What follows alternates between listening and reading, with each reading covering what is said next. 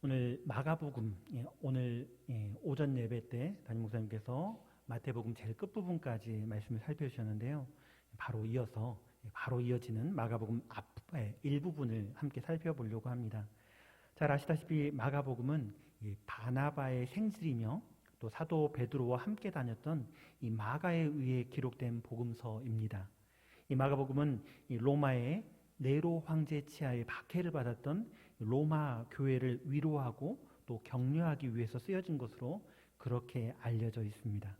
그러니까 이 편지를 받는, 이 서신을 받는, 이 복음서를 받고 있는 로마에 있는 교회, 어떤 상황이었는가? 박해를 받아서 고난에 처해 있고요. 또 심지어는 일부 순교를 당한 상황 가운데 이 복음서를 받고 있다라는 겁니다. 그러니까 이런 상황 가운데 중요한 것은 무엇인가? 우리가 어떤 믿음을 가지고 있는가? 정확히 말하자면 우리가 누구를 믿는가? 어떤 분, 누구를 믿고 있는가? 그것을 정확하게 알려주는 것이 굉장히 중요할 것입니다. 어떻게 하면 그 문제를 피하고 이런 것보다도 이 상황 가운데 내가 도대체 누구를 믿고 어떤 분을 알고 있는가? 어떤 분 안에 내가 살아가고 있는가? 이것을 아는 것이 굉장히 중요하다라는 것이죠.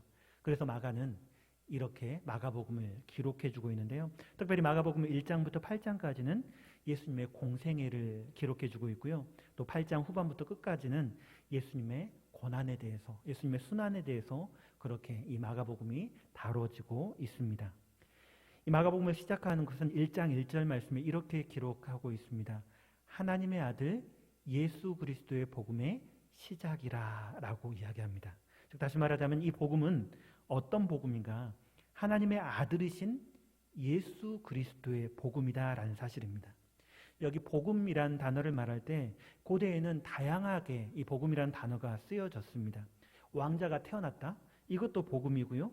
또 어떤 왕이 어떤 상을 주었다? 이것도 굉장히 좋은 소식이기 때문에 복음이라고 표현할 수 있습니다.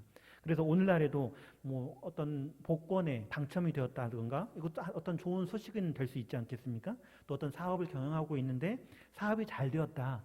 이런 것도 좋은 소식이 될 수가 있습니다. 그런데 성경에서 복음은 딱 하나뿐입니다. 딱 하나, 바로 그 복음뿐입니다. 그 복음이 무엇인가? 바로 하나님의 아들 예수 그리스도의 복음이죠. 그래서 이 마가복음을 시작하면서 하나님의 아들 예수 그리스도의 복음의 시작이라 라고 시작을 하고 있습니다. 그리고 바로 이어서 그 시작이 준비되어지는데요. 굉장히 좋은 소식, 그리고 특별히 왕이 행차를 할 때 뭐가 필요한가요? 준비가 필요합니다. 예배를 드릴 때도 하나님께 예배 드리는 것이기 때문에 굉장히 여러 가지 준비들이 필요하죠. 특별히 부활 감사 예배로 예배 드릴 때 또 금요일부터 오셔가지고 열심히 준비하는 장식을 하시는 분도 계셨고요. 또 항상 어떤 예배든지 예배를 위해서 여러 가지 것들이 준비되어집니다. 마찬가지로 하나님의 복음, 예수 그리스도의 복음이 시작될 때도 그 시작이 준비되어져야 하는데요. 왕의 길을 준비하는 전령처럼 오늘 본문에 요한이 등장하죠. 광야에서 회개의 세례를 전함으로 하나님 나라의 왕으로 오시는 예수님의 길을 준비하는 그 부분이 바로 오늘 1절부터 8절까지 내용입니다. 특별히 2절과 3절 말씀 이렇게 기록하고 있습니다. 선지자 이사야의 글에 보라 내가 내 사자를 내 앞에 보내노니 그가 내 길을 준비하리라. 광야에 외치는 자의 소리가 있어 이르되 너희는 주의 길을 준비하라. 그의 오실 길을 곧게 하라. 기록된 것과 같이라고 2절과 3절에 그렇게 기록되어져 있습니다. 성경 말씀을 보시다 보면 특별히 이 부분에 대해서 아래쪽에 보시면 혹시 관주 성경 가지고 계신 분들은 성경 아래쪽에 관주를 살펴보시면 좋을 것 같습니다. 여기 인용된 성경이 두 개의 성경 구절이 나타나 있는데요. 하나는 말라기 3장 1절을 이야기하고 있고요. 또 다른 하나는 이사야 40장 3절 말씀을 기록하고 있습니다. 이 말씀들은 메시아의 오심과 관련해서 그의 길을 예비하기 위해 보냄받은 자의 역할과 사역을 예언하고 있는 부분이 바로 그 구약에 나타난 그 성경의 부분입니다. 수백 년 동안 선지자의 음성이 들리지 않고 또 바벨론 포로 이후에 이방인들의 지배가 계속되면서 유대인들은 그렇게 생각했을지도 모르겠습니다. 하나님 나라의 약속이 폐기되어 버린 것처럼, 하나님께서 자신들을 버려버린 것처럼 그렇게 생각할 수도 있었을 것 같습니다. 하지만 그럼에도 불구하고 말라기 선지자의 예언, 말라기 3장 1절이라든가 4장 5절 말씀에 기초해서 이방의 압제에서 그들을 해방시켜줄 메시아의 도래, 주님의 날, 그날을 고대하면서 바로 그 앞에 보내시겠다 약속하신 선지자 엘리야의 출현을 기다리고 있었죠. 그리고 세례 요한은 그렇게 메시아가 오기 전에 엘리야가 오리라라고 약속된 그 기대대로 구약의 마지막 선지자로 등장한 사람이 바로 이 세례 요한이었습니다. 또 이사야 40장 3절 말씀은 엘리야에 대한 그들의 기대가 요한에 의해서 성취되고 있음을 우리에게 분명하게 보여주는데요. 본문 6절에 보시면 요한이 어떤 옷을 입었는가, 낙타털 옷을 입고 허리에 가죽띠를 띄었다라고 표현되고 있는데요. 열왕기하 1장 8절에 나타나는 엘리야의 모습과 똑같이 그렇게 성경이 구체적으로 묘사를 해주고 있습니다. 뿐만 아니라 이어지는 세례 요한의 선포도 유대인들이 왜 그렇게 열광적으로 반응을 했는지 그 이유도 오늘 본문에 잘 나타나 있습니다. 오늘 본문은 복음의 시작이 단순하게 세례 요한부터라고 말하지 않습니다. 그러니까 인용되는 글을 살펴보면 이미 선지자 이사야의 글에 나타나고요. 또 명시하고 있지는 않지만 선지자 말라기의 글에서도 오늘 본문이 시작되고 있음을 이야기해주고 있습니다. 다시 말해서 복음의 시작, 그것은 하나님의 선지자가 예언했고 또 그 예언대로 하나님께서 보내시겠다라고 했던 그 주의 사자가 주의 길을 준비하는 것으로 복음의 시작을 지금 이야기하고 있다라는 것입니다. 그러니까 우리가 믿고 우리가 알고 있는 그 복음이 그냥 하나님의 아들 예수 그리스도의 복음이 그냥 어쩌다가 뭐 세상에 지혜롭고 똑똑한 사람이 태어나서 그냥 어쩌다가 되어진 것이 아니라 하나님에 의해서 하나님으로부터 계획되어지고 또 예언되어지고 하나님께서 계속해서 보내셨던 선지자를 통해서 예언되어지고 준비되어진 것이 바로 그 복음이라는 사실입니다. 하나님의 아들 예수 그리스도의 복음은 단지 예수님께서 이 땅에 태어나셨기 때문이 아니라 그 이전부터 하나님께서 처음부터 약속하시고 또 선지자를 통해서 계속해서 말씀되어진 바로 그렇게 준비되어진 복음이다라는 사실입니다. 처음 제가 그렇게 말씀드렸지 않습니까? 박해받고 고난받는 로마 교회, 그들이 누구를 믿고 있는가, 무엇을 알고 있는가, 이것에 대해서 확실하게 믿을 만한 것이 무엇인가, 심지어 순교를 당한다 할지라도 믿음을 변치 말아야 될 근거가 무엇인가, 바로 그 복음, 하나님에 의해서 말씀하셨고 또 말씀되어졌고 선지자를 통해서 계속해서 증거되어졌고 준비되어진 그 복음이 바로 우리가 믿고 살아가고 있는 바로 그 복음이라는 것을 지금 마가복음 앞부분에서 이야기를 하고 있다라는 사실입니다. 계속해서 본문은 주의 길을 준비하는 자로서 세례 요한이 무엇을 전파했는지 우리에게 분명하게 이야기해주고 있습니다. 세례 요한이 전파한 것에 대한 기록은 4절과 7절에서 말씀되어지는데요. 먼저 첫 번째로 죄사함을 받는 회개의 세례를 전파했음을 기록하고 있습니다. 4절 말씀에 이렇게 기록하는데요. 세례 요한이 광야에 이르러 죄사함을 받게 하는 회개의 세례를 전파하니라고 기록합니다. 세례 요한은 이전에 제가 성경 말씀 두 개를 말씀드렸지 않습니까? 이 관주 성경에 말하고 있는 이사야의 예언, 말라기의 예언, 그 선지자들 예언, 기록되어진 않았지만 또 다른 많은 선지자들의 성경 창세기부터 시작해서 예언들이 메시아의 오심을 예언되어져 있는데 그와 함께 메시아의 앞서 올 사람에 대한 예언도 분명하게 되어졌다라는 거죠. 그리고 세례 요한은 바로 그 선지자들의 예언대로 광야에서 외치는 자로 그렇게 나타났습니다. 그리고 주의 길을 준비하라는 그 소리처럼 이스라엘에게 회개를 촉구하고 세례를 베품으로써 그들이 반역과 폐역의 길에서 돌이켜 하나님 나라의 왕을 맞이할 수 있도록 그렇게 준비를 시킨 것이죠. 특별히 본문의 회개는 단지 죄에 대한 애통함뿐만 아니라 전 인격이 하나님께로 돌아서는 것을 의미합니다. 슬퍼하고 마음 아파하는 것뿐만 아니라 그 삶을 돌이키는 것, 방향을 바꿔서 한 걸음 두 걸음 나아가는 것까지 의미한다라는 것입니다. 그리고 영적으로 죄의 포로 상태에 있었던 그들에게 세례라는 의식은 단순한 정결 의식을 넘어서 출애굽할 때 홍해를 건넜지 않습니까?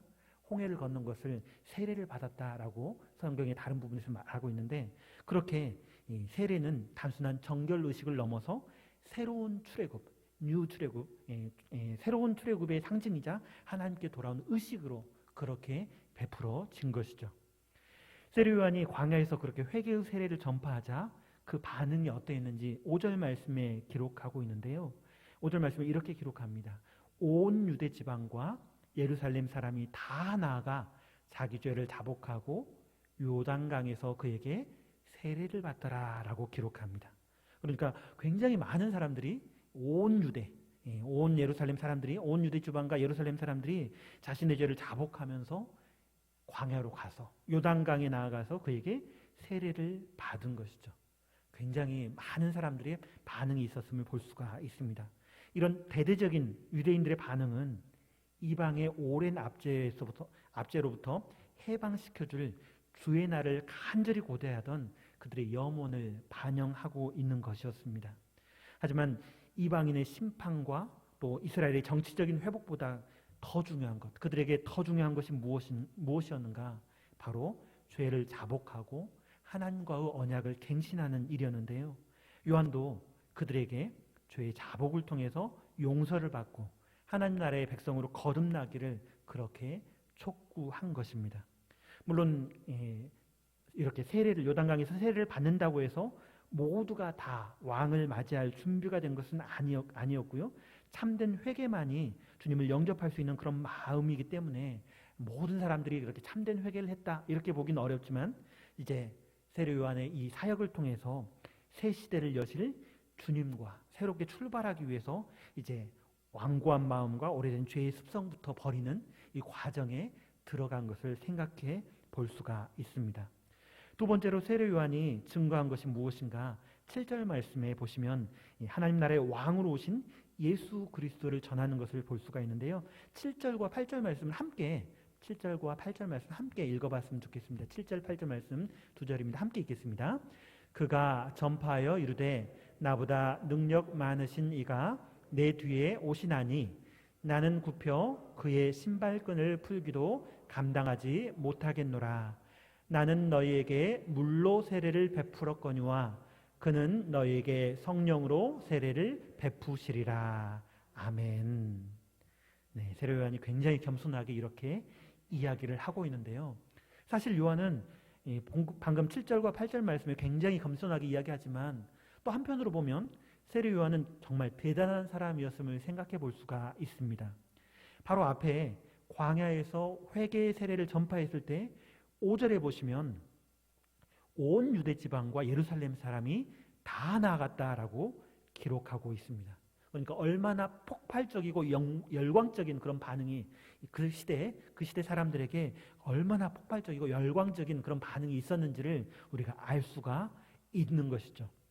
또 많은 사람들이 이렇게 선풍적인 인기를 끌게 되면 대부분의 사람들이 어떻게 되는가? 자기 자신이 대단한 인물인 것처럼 착각하기가 쉽습니다. 교만해지고 점점 더 교만해지기가 쉬운 것이 사실입니다. 하지만 본문의 세례 요한은 결코 그렇지 않았습니다. 특별히 7절과 8절 말씀, 방금 읽은 7절과 8절 말씀에서 요한은 자신과 오실 예수님을 비교해서 소개하는데요. 오실 그분은 자신과는 비교도 할 수 없는 큰 능력을 지닌 분이라고 소개를 하고 있습니다. 자신이 허리를 굽혀서 그분의 신발끈을 풀어주기도 감당하지 못한다라고 말을 합니다. 네, 고개를 숙이고 신발끈을 풀어서 어떤 방 안으로 들어가게 하기 위해서 신발끈을 풀을 때 어떻게 해야 될까요? 고개를 숙이고요, 허리를 굽히고요, 신발끈을 하나씩 풀어주는 모습, 어찌 보면 비굴해 보이기까지 할 수 있을 것 같습니다. 그런데 세례 요한은 그것마저도 감당하지 못한다라고 이야기를 하면서 오실 그분에 대해서 소개하고 있습니다. 그러니까 상상하지도 못할 만큼 높으신 분과 그에 비해 낮은 자기 자신을 비교해서 오실 그분을 소개하고 있는 것이죠. 그리고 자신이 하고 있는 사역은 무엇인가? 이 회개의 세례를 전하고 있지만 그분께서는 어떤 일을 행하실 것인가? 성령으로 세례를 베푸실 것이다 라고 이야기를 하고 있습니다. 여기 성령의 세례도 단순히 그냥 세례 요한이 한 말이 아닙니다. 예레미야서와 또 에스겔서에서 이야기를 하고 있는 이미 앞서 예언되어진 이 성령의 세례는 새 언약의 성취를 이야기하고 있는 거고요. 또 새 언약 백성의 회복을 이야기하는 것입니다. 그래서 오실 그분 예수님은 어떤 일을 하실 것인가? 성령을 통해서 자신을 영접한 사람을 정결케 하실 것이고요. 또 영접하지 않는 사람, 회개 없는 위선적인 종교인들에 대해서는 심판하실 것이다 라는 것을 이 말씀을 통해서 성령으로 세례를 베푼다 이 한마디에서 담고 있는 내용입니다. 저는 오늘 본문을 살피면서 이 마가복음을 처음 받았던 이 로마 교회가 어떻게 이 본문을 받아들였을까 생각을 해보았습니다. 물론 방금 읽은 1절부터 8절까지는 이 마가복음 전체의 아주 작은 부분, 일부분이고요. 또 하나님의 아들 예수 그리스도의 복음의 시작의 준비 과정에 불과한 부분입니다. 하지만 광야에서 외치는 자의 소리가 이 주의 길을 준비하도록 그분의 오실 길을 곧게 하도록 하라는 그 예언의 말씀과 또 그 말씀대로 광야에서 회개의 세례를 전파하고 또 성령으로 세례 베푸실 바로 그분, 오실 그분을 전파하는 이 세례 요한을 통해서 어떤 느낌을 받았을까 함께 생각해 보길 원합니다. 로마 교회가 박해받던 그때는 이 복음이 나타난 모든 일이 지나간 이후입니다. 네, 자연스럽게 마태복음을 처음부터 끝까지 다 살피고 바로 다음 이제 마가복음 첫 번째를 살피고 있는데요. 네, 예수님께서 행하셨던 일들, 십자가의 죽으심과 부활까지 모든 일이 다 지나간 이후입니다. 마가복음 제일 끝에 마가복음 16장 20절에 예수님께서 고난을 받으시고 부활하신 이후에 제자들이 나가서 두루 전파할 바로 그 시기, 그보다 더 이후의 시기가 이 마가복음이 기록되어지고 증거되어졌던 시기입니다. 이미 그리스도께서는 고난을 받으셨고요. 그리스도께서 오실 길을 예비했던 세례 요한도 광야에서 자신을 낮춰가면서 오실 그분이 어떤 분이신가, 그리스도가 어떤 분이신가를 전파했죠. 또 오늘 본문에 나타나지 않지만 마가복음에 딱 한 번 더 세례 요한에 대해서 기록이 나타나는데요. 어떤 기록인지 잘 아시죠? 세례 요한이 어처구니 없이 죽임을 당하는 죽음에 대한 기록이 두 번째 나타나는 세례 요한에 대한 기록입니다. 그러면 이 상황 가운데 이 마가복음의 시작 부분, 주의 길을 예비했던 이 세례 요한에 대한 이야기로 시작하는 이 마가복음을 받는 로마 교회, 어떻게 생각하고 무엇을 해야 될지, 어떤 느낌을 받았을지 우리는 잘 알 수가 있죠. 로마 교회가 해야 될 일이 무엇인가 분명하게 생각해 볼 수가 있습니다. 죽는다 할지라도 세례 요한이 주의 길을 준비했던 것처럼 우리를 위해 죽으시고 부활하신 그리스도를 전파하는 것, 그것이 아니겠습니까? 오늘날 우리 교회가 1세기 로마 교회처럼 그렇게 박해를 받지는 않지만 그렇다고 해서 전도하는 것이 쉽지만은 않습니다. 교회가 정말 흔하죠. 골목만 돌아서면 십자가를 발견할 수가 있습니다. 또 성경의 진리도 너무나 쉽게 접하게 되는 것 같습니다. TV 채널만 돌려도 기독교 TV가 또 많지 않습니까? 또 기독교 방송, 라디오 채널도 수시로 이 말씀을 들을 수가 있습니다. 어느 교회 유명한 목사님이 증거하는 설교라든가 또 잘 알려진 누군가의 말씀 전하는 그 모습들 쉽게 접할 수가 있죠. 그러나 동시에 주님께 영광을 돌리며 주의 길을 준비하기보다는 사람이라든가 아름다운 건물에 영광을 돌리고 말로는 하지 않지만 말하고 행동하는 어떤 행동을 통해서 그렇게 사람이나 아름다운 건물에 영광을 돌리는 모습도 종종 볼 수가 있는 것 같습니다. 주님의 길, 예수 그리스도의 길, 그것을 준비하는 게 아니라 잘못된 길로 가는 경우도, 심지어 이단들 잘못된 길로 가는 경우도 종종 보는 것 같습니다. 또 전도하다 보면, 예수님을 전하려고 노력하다 보면 그런 사람들 때문에 오히려 교회가 욕먹기도 하고요. 또 그런 사람들 때문에 상처받은 사람들이 얼마나 많은지 모르겠습니다. 예, 앞에서 말씀을 전하고 있는 저도 마찬가지지만 또 누군가 앞에서 말씀 전하는 사람들이 더 이렇게 쉽게 상처를 주는 것 같습니다. 조그만 말 한마디, 조그만 실수 이런 것들이 성도들에게 굉장히 큰 상처를 주는 것을 생각해 볼 수가 있습니다. 네, 그런 문제들이 있는데요. 그럼에도 불구하고 앞서 말씀드린 것처럼 우리가 믿고 살아가는 복음, 하나님의 아들 예수 그리스도의 복음은 어쩌다가 그냥 우연히 생긴 것이 아니라 뭐라고 말씀드렸습니까? 하나님으로부터, 하나님께로부터 그것이 계획되어지고 예언되어지고 하나님의 종들을 통해서 선지자들을 통해서 예언되어지고 차근차근 준비되어진 바로 그 복음, 우리가 믿고 있는 것이 바로 그 복음이라는 사실입니다. 그리고 바로 그 일에 광야에 외치는 자의 소리로 세례 요한은 주의 길을 준비하며 회개의 세례를 전파했고요. 또 성령으로 세례를 주실 예수님을 증거했습니다.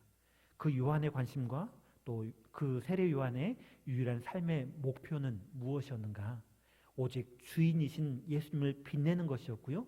또 주연 되신 예수님의 조연으로 살아가는 일이 바로 이 세례 요한의 일이었습니다. 그분은 흥하게, 나는 쇠하게. 그것이 바로 세례 요한의 삶의 흐름이었습니다. 우리는 어떻게 살아가고 있습니까? 혹시 주님이 아니라 어떤 누군가, 어떤 사람이라든가 건물의 영광을 돌리고 사람의 길을 준비하지는 않습니까? 그것이 아니라 혹시 내가 바르게 예수 그리스도를 믿는 믿음으로 살아가면서 때로는 내가 비굴해진다 할지라도, 내가 비하된다 할지라도 우리 주님, 십자가의 생명까지 내오신 우리 주님을 전하며 오직 주님께만 영광을 돌리는 우리 삶이 되어져야 할 것입니다. 주의 길을 준비하는, 주의 길을 준비하라 라는 제목을 가지고 오늘 본문을 살펴보았는데요. 그렇게 사람이 아니라 창세로부터 계획되어지고 하나님께로부터 선지자를 통해서 예언되어지고 준비되어진 그 복음을 믿는 그리스도인으로서 때로는 힘들고 때로는 어렵고 때로는 비굴해지는 그런 모습이 있다 할지라도, 어떤 손해가 있다 할지라도, 자기가 비하된다 할지라도 이미 2000년 전에 십자가의 생명까지 내오신 주님, 그리고 다시 부활하신 그 주님을 기억하고 오늘 본문의 세례 요한처럼 주님을 흥하게 하고 주님을 높이고 오히려 나는 낮아지고 비하되는 그런 삶을 살아내시는 우리 풍암전원교회 모든 성도님 되시기를 간절히 축원합니다. 기도합니다. 아버지 하나님, 주님의 길을 준비한 세례 요한처럼 겸손히 주님의 길을 준비하는 우리 모두가 되어지게 하여 주시옵소서. 우리 예수 그리스도의 이름으로 기도드립니다. 아멘.